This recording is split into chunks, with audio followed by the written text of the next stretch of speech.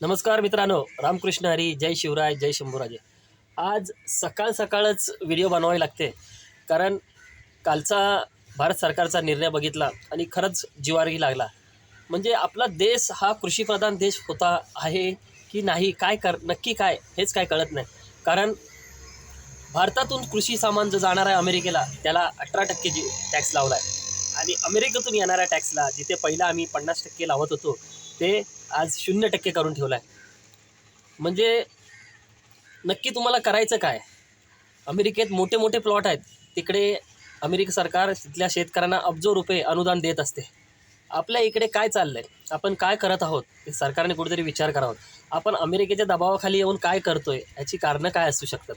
तुम्हाला काय वाटतं मित्रांनो? ह्याबद्दल आपण सर्वांनी विचार करणं गरजेचं आहे.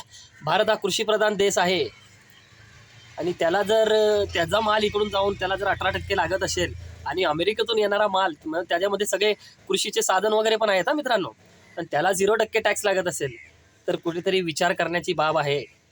राहुल गांधींसारख्या माणसाला, उच्च शिक्षित माणसाला संसदेत बोलून दिलं जात नाही आहे.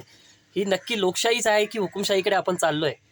खरंच वातावरण खूप बिघडत चाललेलं आहे. देशाचं काय होत चाललं आहे नक्की काही कळत नाही. सर्वसामान्य जनतेने चिंता करण्याची व्यक्त आहे.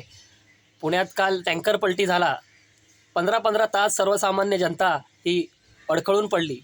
हाच जर एखादा नेता असता तर तिथे त्याला लगेच एअरलिफ्ट फेअरलिफ्ट काही करून त्याला तिथून काढण्यात आलं असतं.